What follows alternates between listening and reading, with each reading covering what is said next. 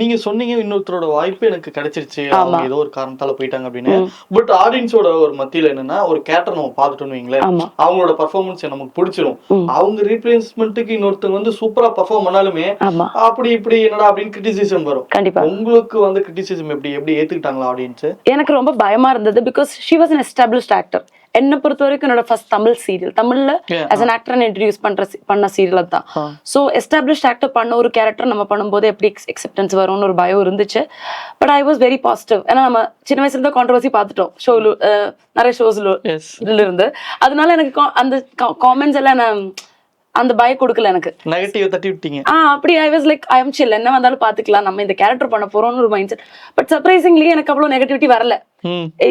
ரொம்ப சீக்கிரமா எல்லாரும் என்ன மேகாவா ஏத்துக்கிட்டாங்க. அது என்னன்னு தெரியல.